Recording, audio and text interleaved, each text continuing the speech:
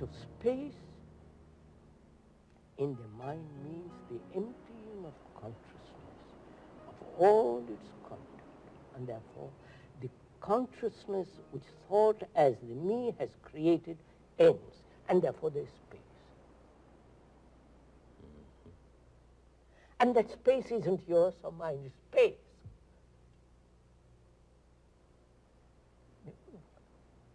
Yes, yes, I was thinking of the creation story in Genesis.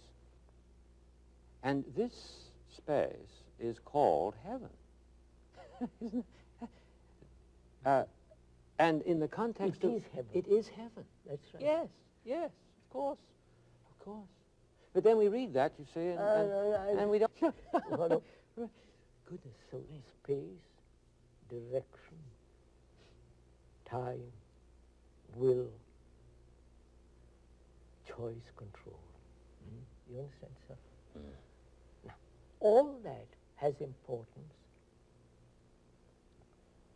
in my living, in the daily living of my life, of every human being.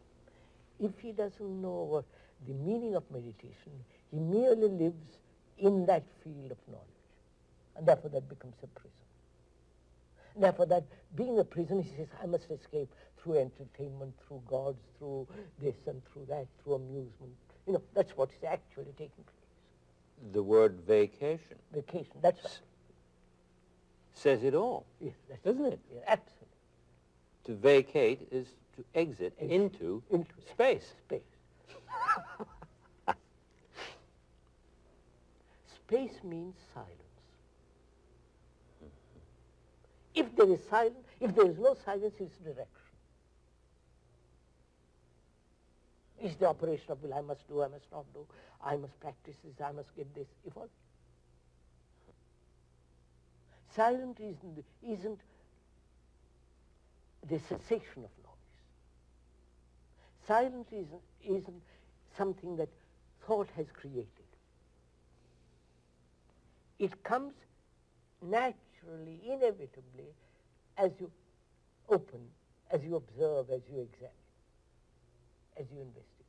So then the question arises, silence, without a movement, movement of direction, movement of thought, movement of time, or silence. Now, that silence, can that operate in my daily life?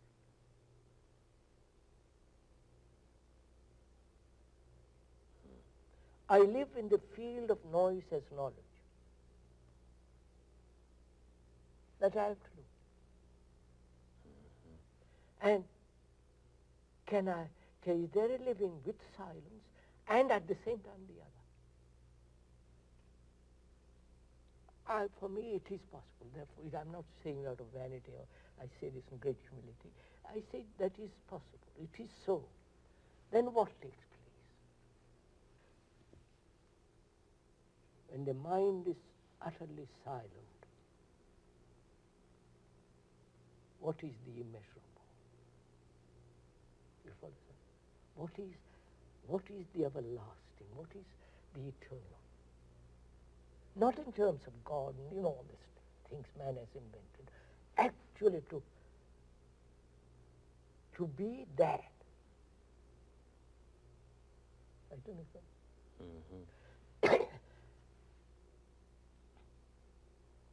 Now, silence in that deep sense of that word opens the door. Because you got there all your energy. Not a thing is wasted. There is no dissipation of energy at all. Therefore, in that silence there is summation of energy. Precisely. Because there is no conflict, no control, no reaching out or not reaching, searching, asking, questioning, demanding, waiting, praying, none of that.